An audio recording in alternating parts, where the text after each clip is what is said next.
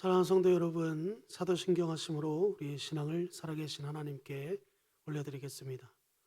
전능하사 천지를 만드신 하나님 아버지를 내가 믿사오며 그 외아들 우리 주 예수 그리스도를 믿사오니 이는 성령으로 잉태하사 동정녀 마리아에게 나시고 본디오 빌라도에게 고난을 받으사 십자가에 못 박혀 죽으시고 장사한 지 사흘 만에 죽은 자 가운데서 다시 살아나시며 하늘에 오르사 전능하신 하나님 우편에 앉아 계시다가 저리로서 산 자와 죽은 자를 심판하러 오시리라. 성령을 믿사오며 거룩한 공예와 성도가 서로 교통하는 것과 죄를 사하여 주시는 것과 몸이 다시 사는 것과 영원히 사는 것을 믿사옵나이다. 아멘. 찬송가 391장, 찬송가 391장입니다.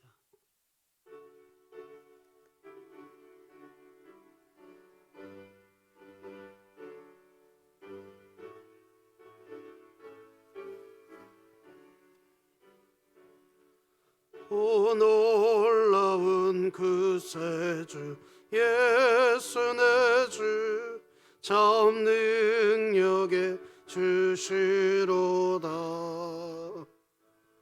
큰 바위 및 안전한 그곳으로 내 영혼을 숨기시네. 메마른 땅을 종일 걸어가도 나 피곤치 아니하며 저 위험한 곳 내가 이를 때며 큰 바위에 숨기시고 주 손으로 덮으시네. 오 놀라운 구세주 예수 내 주 내 모든 짐 벗기시네. 죄악에서 날 끌어 올리시며 또 나에게 힘 주시네. 메마른 땅을 종일 걸어가도 나 피고 아니하며 저 위험한 곳 내가 이를 때면 큰 바위에 숨기시고 주 손으로 덮으시네. 측량 못할 은혜로 채우시며 늘 성령에 감아주사 큰 기쁨 중 주님을 찬양토록 내 믿음을 도우시네. 메마른 땅을 종일 걸어가도 나 피곤치 아니하며 저 위험한 곳 내가 이를 때며 큰 바위에 숨기시고 주 손으로 덮으시네. 주 예수님 공중에 임하실 때 나 일어나 맞이하리. 그 구원의 은총을 노래하리. 저 천군과 천사 함께 메마른 땅을 하늘 종일 걸어가도 나 피곤치 아니하며 저 위험한 곳 내가 이를 때면 긴 바위에 숨기시고 주 손으로 덮으시네. 아멘. 오늘 하나님의 말씀은 전도서 4장 13절에서 16절 말씀까지입니다. 구약성경 952쪽에 있습니다. 전도서 4장 13절에서 16절 말씀까지입니다. 전도서 4장 13절에서 16절입니다. 다 찾으신 줄 알고 제가 봉독해 올리겠습니다. 가난하여도 지혜로운 젊은이가 늙고 둔하여 경고를 더 받을 줄 모르는 왕보다 나으니 그는 자기 나라에서 가난하게 태어났을지라도 감옥에서 나와 왕이 되었음이니라. 내가 먼저 해 아래서 다니는 인생들이 왕의 다음 자리에 있다가 왕을 대신하여 일어난 젊은이와 함께 있고 그의 치리를 받는 모든 백성들이 무수했을지라도 후에 오는 자들은 그를 기뻐하지 아니하리니 이것도 떼어 바람을 잡는 것이로다. 아멘. 오늘은 말씀을 전하기 전에 우리는 진행교회 프로젝트 1 말씀이 나를 신방하게 하라에 이어 프로젝트 2인 이 또한 지나가리라를 진행하고 있습니다. 오늘 말씀을 전하기 전에 프로젝트 두 번째 사역 암송해야 할 말씀을 먼저 함께 읽어보고 말씀을 전하겠습니다. 우리 여호수아서 1장 9절입니다. 우리 화면을 보면서 우리 한 목소리로 같이 한번 읽어보겠습니다. 내가 내게 명령한 것이 아니냐. 가하고 담대하라. 두려워하지 말며 놀라지 말라. 내가 어디로 가든지 내 하나님 여호와가 너와 함께 하느니라 하시니라. 아멘.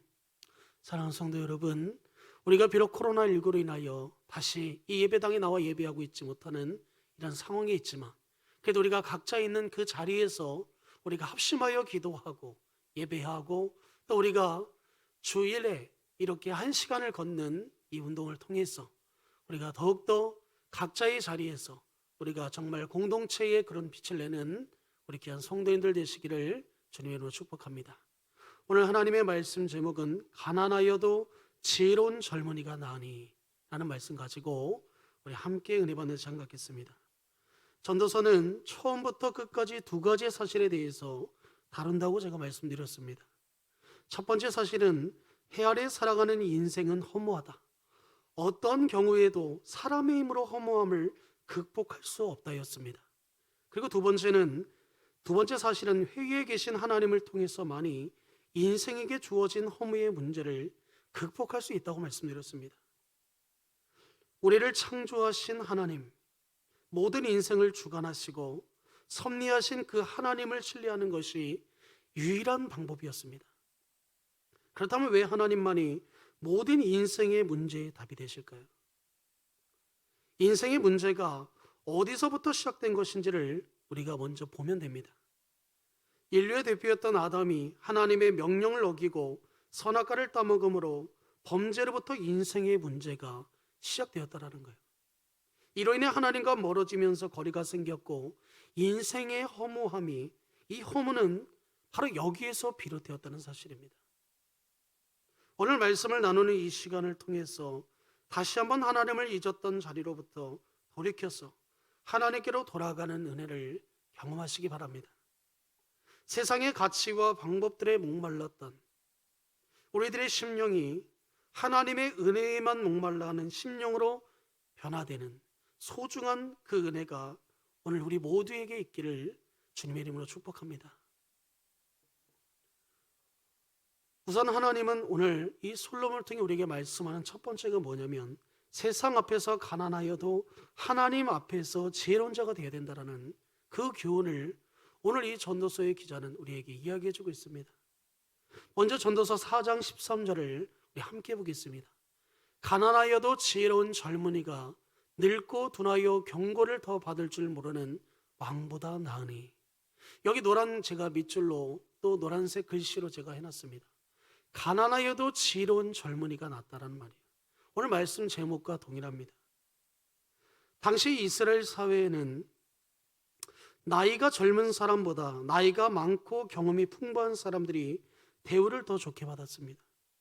어떤 분야이건 지도자라는 직책도 나이가 어린 자보다는 나이가 많은 사람에게 주어지는 것이 관례였다는 사실입니다.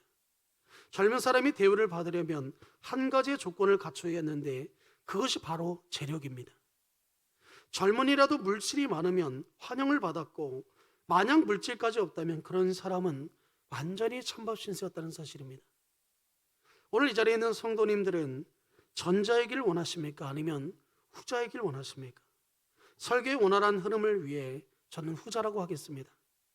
그런데 솔로몬의 나이가 많고 경험이 풍부하고 돈도 많아서 왕이라는 직책을 가진 사람보다 가난한 젊은이가 되라고 오늘 솔로몬은 우리에게 교훈하고 있습니다. 무조건 가난한 젊은이를 말하는 게 아닙니다. 오늘 본문에서 분명히 이야기하고 있듯이 한 가지의 조건이 달려 있습니다. 그것은 그가 지혜로운 사람이라면 가난한 젊은이가 더 낫다라는 거예요. 그렇다면 여기서 말하는 지혜로움은 무엇입니까? 언어적 의미를 살펴보면 지혜로움으로 번역된 쉐메이라는 히브리어 단어는 듣다라는 의미를 가지고 있습니다. 그러니까 다시 말해서 지혜로운 것은 곧 듣는 것과 관련이 있다라는 거예요. 본문 13절에는 지혜로움을 경고를 더 받는 것이라고 설명하고 있어요. 경고를 더 받는 것은 쉬운 성경에서 조언을 듣는 것, 충고를 듣는 것으로 표현합니다. 그렇다면 지혜로운 사람은 어떤 사람입니까? 다른 사람의 조언이나 충고에 귀를 기울일 줄 아는 사람이라는 거예요. 반대로 어리석은 사람은 자기 주관에만 사로잡혀서 옆에서 아무리 바른 조언과 충고를 해주어도 듣지 않는 사람인 겁니다. 성도님들 혹시 TV에서 방영하는 골목식당이라는 프로그램 보신 적 있나요? 그 프로그램에 보면 이 백종원 선생님께서 여러 가지 문제점을 가지고 이런 문제점을 가지고 있는 음식점 사장님들에게 솔루션을 제공합니다. 제3자의 입장에서 봐도 이 백종원 선생님 말하는 이 솔루션대로 하면 문제가 해결이 되고 장사가 잘 될 것 같은데 그 중에는 꼭 자기 주관에 사로잡혀서 끝까지 자기가 하고 싶은 대로 고집하는 사장들이 있다는 겁니다. 그런 분들은 여전히 장사가 잘 되지 않는 것을 보게 됩니다. 잠언 12장 15절에 보면 이런 말씀이 있습니다. 미련한 자는 자기 행위를 바른 줄로 여기나 지혜로운 자는 권고를 듣느니라. 솔로몬은 다른 사람의 조언과 충고를 잘 듣는 지혜로운 사람이라면 그가 비록 당시 사회에 중요하게 여겼던 가치들, 연륜이나 경험이나 경제적인 이런 재력이나 사회적 위치, 명성이 없어도 그가 가지고 있는 유일한 가난한 상태일지라도 모든 것을 가졌지만 다른 사람의 조언이나 충고를 듣지 않고 무시하는 사람보다 훨씬 낫다는 사실을 우리에게 말해주고 있는 겁니다. 이것은 우리 삶에 있어서 너무나 중요한 지혜라는 거예요. 그러므로 다른 사람들의 말을 잘 들을 수 있는 지혜로운 사람이 되시길 바랍니다. 그런데 이것은 하나님과의 관계 속에서도 너무나 중요한 원리로 작용하고 있다는 사실을 우리에게 또한 이야기해 주고 있다는 사실입니다. 하나님이 보시기에 지혜로운 사람은 어떤 사람이겠습니까? 하나님의 말씀을 듣는 사람이라는 거예요. 이런 사람은 어떤 상황 속에서도 하나님의 말씀을 최고의 권위로 삼습니다.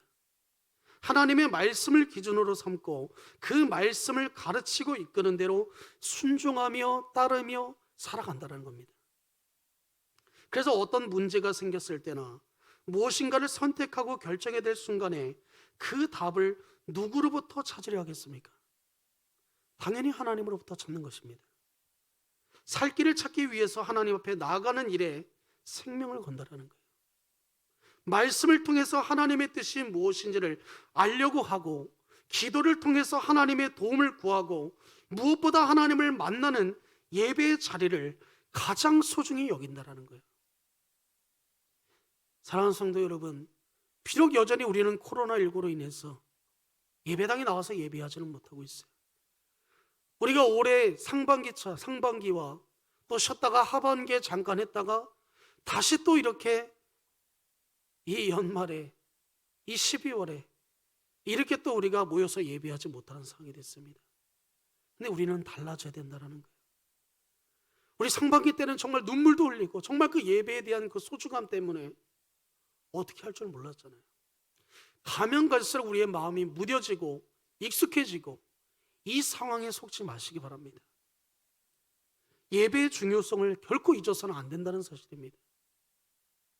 반대로 하나님이 보시기에 미련한 사람은 하나님의 말씀을 들으려 하지 않는 사람이라는 거예요. 이 사람은 하나님의 말씀보다 자기의 생각, 경험, 자신의 관점을 최고의 권위로 여기며 선다는 거예요. 내 삶의 주인은 오직 예수 그리스도가 아니라 바로 나라는 겁니다. 그래서 하나님의 말씀으로 어떤 답을 제시해 주어도 들으려 들지 않는다는 거예요. 들으려 하지 않는다는 겁니다. 자기 주관에 사로잡혀서 내가 경험한 대로, 내가 원하는 방식대로, 내 마음에 좋은 대로 결정하고 선택하며 결국엔 그렇게 살아간다는 거예요. 그리고 세상의 소리에 귀를 기울입니다. 세상은 늙고 두나여 경고를 더 받을 줄 모르는 왕이 되라고 말해요. 세상의 가치를 따라 사는 것이 더 지혜롭다고 말합니다. 누가 요즘에 교회 가냐? 교회 가면 돈을 주냐? 한 번 빠진다고 아무 일도 안 일어나더라. 차라리 교회 갈 시간에 일해서 돈 벌어라. 교회 갈 시간에 공부하면서 내 미래를 준비해라. 교회는 무슨 교회냐? 인맥을 쌓아 성공할 수 있다. 내가 아는 사람들이랑 놀러 가서 즐기며 안 그래도 짧은 인생 놀며 먹으며 살아야지. 세상은 하나같이 하나님으로부터 멀어지는 것을 강조한다는 거예요.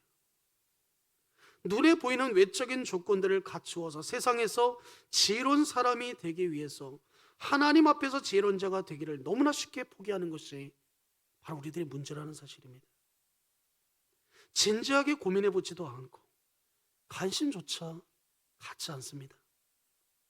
이것은 솔로몬 시대에도 오늘날 이 시대에도 끊임없이 우리 안에서 나타나는 모습들이라는 거예요. 그래서 솔로몬은 우리에게 말합니다. 세상의 소리에 귀 기울이는 어리석은 자가 되지 말고 하나님의 말씀에 귀를 기울이는 지혜로운 자가 되라. 이것이 더 소중하다. 그러니 가난한 심령을 가지고 하나님의 말씀에 목말라 하면서 하나님의 은혜를 받는 일에 목숨을 걸어라. 이런 말을 지금 우리에게 하고 있는 겁니다. 저와 성도님들 모두가 세상 앞에서 가난하여도 하나님 앞에서만큼은 지혜로운 자가 되는 것을 더 소중하게 여기는 사람이 되기를 주님의 이름으로 축복합니다. 두 번째로 우리 오늘 솔로몬이 우리에게 주는 교훈이 있습니다. 그것은 바로 하나님 앞에서 지혜로운 자가 되는 것을 더 소중히 여기면 반드시 하나님의 은혜를 경험한다는 겁니다. 오늘 전도서 4장 14절을 우리 다시 한번 함께 읽어보겠습니다. 좀 시작. 그는 자기의 나라에서 가난하게 태어났을지라도 감옥에서 나와 왕이 되었음이니라. 사랑하는 성도 여러분, 여기에서 13절에 언급한 것처럼 세상의 가치를 따라 살기 위해서 수고하는 삶보다 비록 가난하여도 하나님의 말씀을 따라 사는 삶이 더 나은 이유에 대해서 설명해 주고 있는 겁니다. 현대인 성경으로 오늘 이 방금 읽었던 이 전도서 4장 14절을 다시 한번 읽어보겠습니다. 우리 한 목소리로 같이 읽어보겠습니다. 좀 시작. 그런 소년은 감옥에 있어도 나와서 성공할 수 있으며 비록 가난하게 태어나긴 했지만 왕이 될 수도 있다. 가난하여도 지혜로운 젊은이가 더 나은 이유에 대해서 솔로몬은 하나님의 말씀을 듣는 마음을 가지고 겸손히 하나님의 은혜를 구하면서 사는 지혜로운 사람은 그가 비록 감옥에 있을지라도, 그가 감옥에 있어도 나와서 성공할 수 있고 가난하게 태어났을지라도 왕이 되는 은혜를 경험할 수 있다는 사실을 소개하고 있는 겁니다. 하나님을 소중히 여기는 자를 하나님도 그를 소중히 여긴다고 말씀하고 있습니다. 오늘 말씀을 가만히 보면 한 사람이 떠오릅니다. 바로 요셉입니다. 요셉은 형들에게 미움을 받아서 죽을 뻔하였고 어린 나이에 혼자 낯선 이방 나라에 팔려가서 힘든 노예 생활을 해야 했고 억울한 누명을 당해서 감옥에 갇히기도 하고 그렇게 13년이라는 긴 세월을 가난한 상태로 감옥에 갇혀서 답이 보이지 않는 삶을 살았습니다. 하지만 요셉은 힘들고 답답하고 어려운 상황일수록 그가 했던 한 가지가 있습니다. 바로 그런 어려움이 있으면 있을수록 그는 하나님을 더 소중히 여겼다는 거예요. 그 모습은 세상의 기준으로 볼 때 너무나 초라하고 미련해 보이는 모습입니다. 하지만 요셉은 하나님을 소중히 여기는 일을 결코 멈추지 않았다는 겁니다. 코로나19 시대 가운데 우리가 했던 것이, 우리가 정말 중요하게 여겨야 됐던 그 했던 일이 무엇일까요? 해야 될 일이 무엇입니까? 바로 이거라는 겁니다. 내 상황은 정말 어제보다 오늘이 더 최악이고 엊그제보다 오늘은 정말 더 볼 수 없는, 눈물밖에 나지 않는 그런 상황일지라도 우리는 요셉과 같이 하나님을 끝까지 신뢰하며 하나님을 찾아야 된다는 겁니다. 그랬을 때 하나님이 요셉에게 어떤 은혜를 주셨습니까? 형통의 복을 허락하셨습니다. 오늘 본문 14절 말씀처럼 감옥에 있어도 성공할 수 있었고, 다시 말해서 형통할 수 있었으며, 가난하게 태어났어도 왕, 다른 말 오늘 이 요셉으로 얘기하면 총리가 되는 은혜를 주었다는 거예요. 요셉의 성공, 형통을 했다는 것은 그가 어디에 있든지 하나님이 그와 함께 하셨음을 말하는 것이고, 또 여기서 말하는 이 총리가 되었다는 것, 오늘 본문에 얘기하면 왕이 되었다고 하시는 것은 요셉을 통해서 많은 사람들의 생명을 구원하셨다는 겁니다. 즉 하나님은 어떤 상황에서도 요셉과 함께 하시며 그가 하나님의 뜻대로 사는 은혜를 주셨다는 사실입니다. 이처럼 하나님을 최우선으로 생각하고 하나님의 은혜를 소중히 여기며 사는 사람은, 그런 그리스도인들은 믿음을 지키는 일로 인해서 세상에 비록 미움을 당하고 억울한 일을 당할 수 있습니다. 때론 가난하고 마치 감옥에 갇힌 것처럼 답답한 현실 앞에 마주하게 됩니다. 보통 이런 상황에 처하게 되면 많이들 무너지게 되어 있어요. 아니 도대체 우리 하나님은 어디 계시길래 이런 상황을 나에게 지금 주시는가? 정말 하나님이 나를 사랑하신다고 하면 어떻게 나에게 이런 일이 일어날 수 있어? 이렇게 말하면 내 믿음이 무너진다는 거예요. 회복하기 쉽지 않습니다. 그런데 하나님을 바라보는 사람들에게는 그런 가운데도 소망이 생기는 겁니다. 어떤 소망이겠습니까? 때가 되면 하나님께서 그 삶을 반드시 책임져 주시고 그 상황을 역전시켜 주시고 하나님의 능력으로 그를 높여 주신다는 사실에 대한 확신과 소망이 있는 겁니다. 한 1년 전에 한 소셜미디어에서 어떤 영화를 짤막하게 소개하는 그런 영상을 본 적이 있습니다. 그 영화의 제목이 바로 교회 오빠라는 영화인데, 제목처럼 교회 오빠와 결혼한 한 여집사님의 이야기를 다룬 영화였습니다. 이 여집사님은 많은 고난을 겪어야 했어요. 딸을 출산하고 산후조리원에 나오는 날 남편이 사기 대장암 판정을 받았다는 소식을 듣습니다. 그리고 남편이 치료받는 과정에서 시어머니가 스스로 목숨을 끊는 것을 이 며느리가 목격합니다. 그리고 남편의 항암 치료가 종료된 지 일주일째 안 되어서 자신도 사기 혈액암에 걸렸다는 사실을 알게 돼요. 그리고 남편은 끝내 천국으로 갑니다. 이처럼 숨쉴 틈 없이 밀려오는 고난의 과정 속에서 이 부부가 할 수 있었던 것은, 왜 이런 일이 우리에게 연속으로 찾아왔을까 생각하며 억울하기도 했지만 그 누구도 원망하지 않았고 하나님에 대한 신뢰를 거두지 않았다는 겁니다. 하나님에 대한 소망이 있었기에 지금까지 자신들이 버텨낼 수 있었다고, 이런 인터뷰하는 내용을 제가 본 적이 있습니다. 이것이 하나님을 소중히 여기는 사람들에게 주시는 하나님의 은혜라는 겁니다.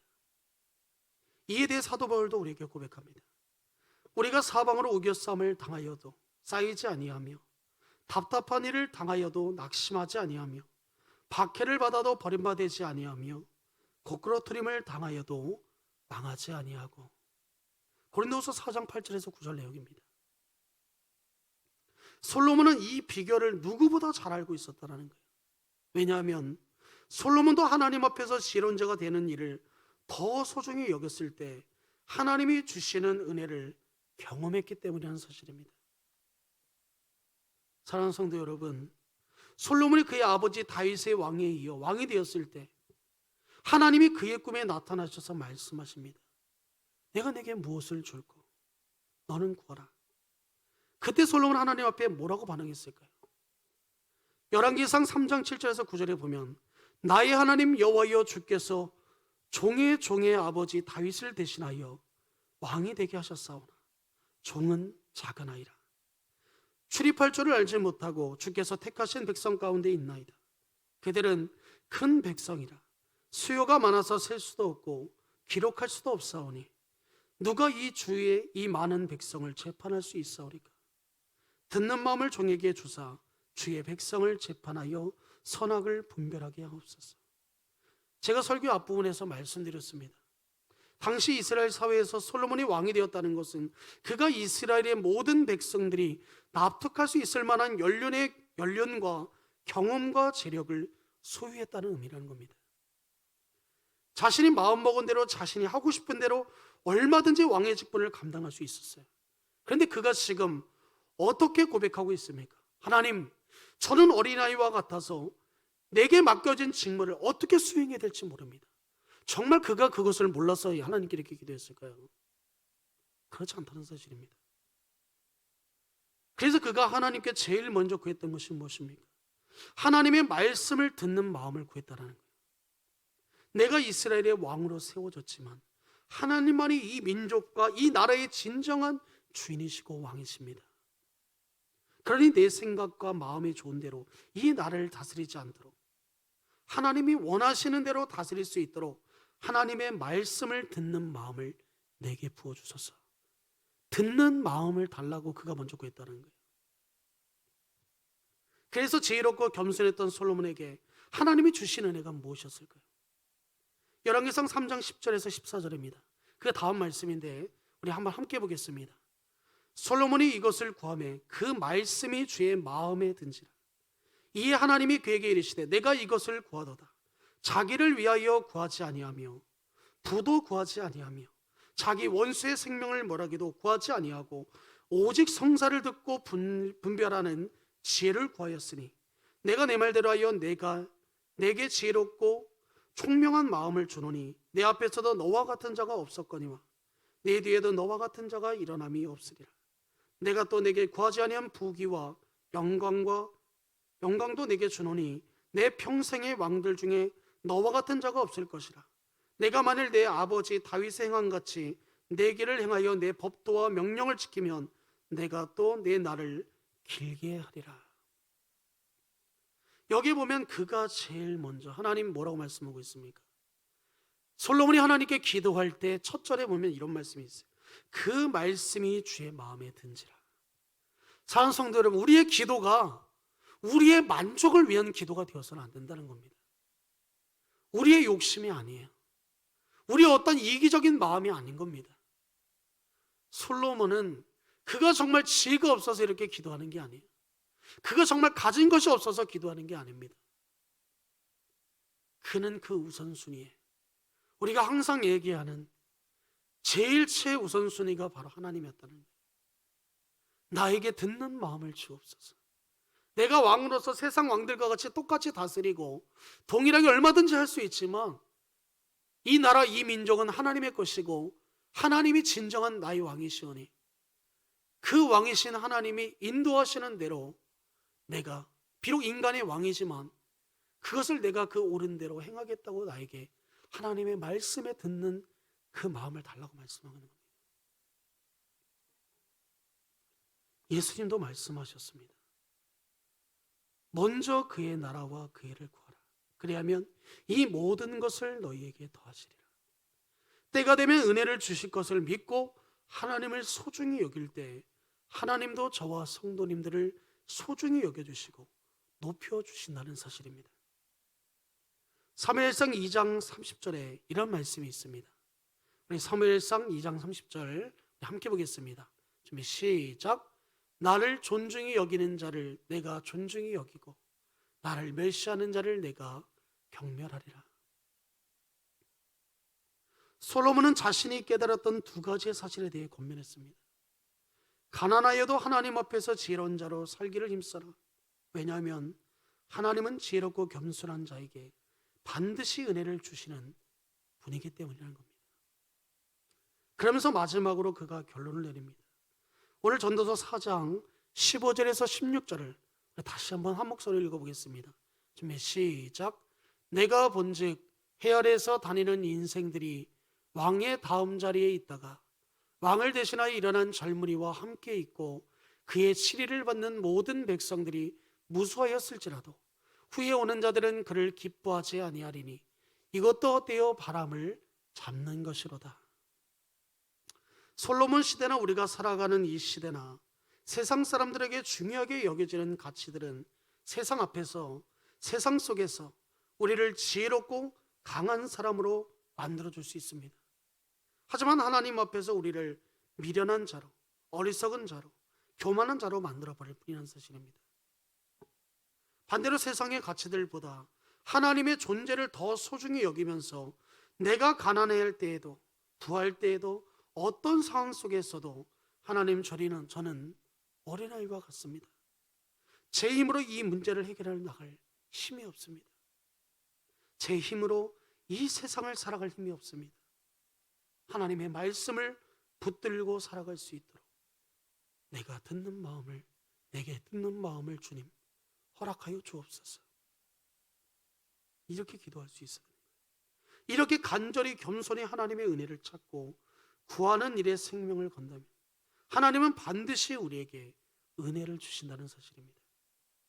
가난과 감옥과 같은 현실에 놓여 있을지라도 사방으로 우겨쌈을 당하여도 버텨내게 하시고 살게 해주시고 끝내는 높여주신다는 사실입니다. 사랑하는 성도 여러분, 하나님만이 우리 인생의 소망입니다. 그리고 모든 문제의 답이십니다. 그런데 이 말은 하나님을 믿는다고 해서 반드시 내 형편이 더 좋아지고 나아지는 것을 의미하는 것은 아닙니다. 오히려 더 가난하고 감옥과 같은 현실 문제 앞에 놓일 수도 있습니다. 그런데 중요한 것은 하나님은 성경을 통해서 우리에게 말하고 있다는 거예요. 너희가 시험을 당할지라도 그 시험을 당할 때쯤에는 피할 길을 우리에게 주신다고 말씀하고 있어요. 국가 재난이 일어났을 때에 지하 대피소로 피하면 그 신변이 안전한 것처럼 하나님이라는 대피소로 피하는 자는 어떤 상황 속에서도 안전하며 평안할 수 있습니다. 그 효력은 영원하다는 사실입니다. 그러므로 하나님을 내 인생의 최우선으로, 아니 전부로 삼으시기 바랍니다. 세상의 가치가 아닌 하나님의 은혜를 받는 일에 목마름을 가지고 겸손한 마음으로 살아가시기 바랍니다. 그러면 나를 지키고 살리는 하나님의 은혜를 경험하게 될 줄로 믿습니다. 이 은혜로 살아가는 저와 성도님들이 되시기를 주님의 이름으로 축복합니다. 기도하겠습니다. 하나님 아버지, 선하고 감사합니다. 오늘도 하나님의 그 살아계심 앞에 우리의 모든 심령을 주님 앞에 온전히 내려놓습니다. 하나님, 우리의 마음과 우리의 심령을 붙잡아 주사 정말 살아계신 하나님, 그 하나님을 이 코로나19 시대 가운데에 더 하나님 앞에 모이게 힘쓰며 우리가 있는 자리에서 최선을 다하여 하나님을 찬양하고 기도하고 예배할 수 있도록 하나님 역사하여 주시옵소서. 우리의 목표가 세상의 어떤 성공과 번영이 아니라 정말 하나님이 될 수 있도록 하나님의 나라를 소망하며 정말 우리 각자의 자리에서 정말 하나님이 찾으시는 그 한 영혼의 모습으로 매 순간순간 겸손히 엎드려 주님 앞에 나아가는 우리 모든 주의 자녀들, 백성들 되게 하여 주옵소서. 코로나로 인하여 어떤 고통과 어떤 해와 어떤 문제와 방해 가운데에서 아버지 하나님, 정말 우리의 영원한 대피소 되시는 주님의 날개 아래에서 보호하여 주옵시고 우리의 심령이 오직 살아 역사하시는 하나님의 그 심령으로 말미암아 하나님이 주시는 그 은혜로 말미암아 살아갈 수 있도록 하나님 붙잡아 주시옵소서. 아버지 하나님께서 오늘 하루도 우리와 함께 해주실 것을 믿고 감사하며 이 모든 것 우리 주 예수 그리스도의 이름으로 간절히 기도하옵나이다. 아멘. 우리 주님이 가르쳐 주신 주기도문으로 오늘 예배를 마치겠습니다. 하늘에 계신 우리 아버지여, 이름이 거룩히 여김을 받으시오며 나라가 임하시오며 뜻이 하늘에서 이루어진 것 같이 땅에서도 이루어지이다. 오늘 우리에게 일용할 양식을 주시옵고 우리가 우리에게 죄 지은 자를 사하여 준 것 같이 우리 죄를 사하여 주시옵고 우리를 시험에 들게 하지 마시옵고 다만 악에서 구하시옵소서. 나라와 권세와 영광이 아버지께 영원히 있사옵나이다. 아멘. 사랑하는 성도 여러분, 코로나19 가운데 더욱더 건강하시고 특별히 불안과 두려움에 떠는 것보다 우리 하나님을 신뢰하기에 각자 있는 자리에서 우리가 해야 될 것은 하고 더욱이 우리가 이 코로나라는 이 문제 때문에 예배를 소홀히 하는 그런 일은 절대 없도록 우리의 심령을 항상 깨우시기 바랍니다. 오늘도 주님의 이름으로 사랑하고 축복합니다. 감사합니다.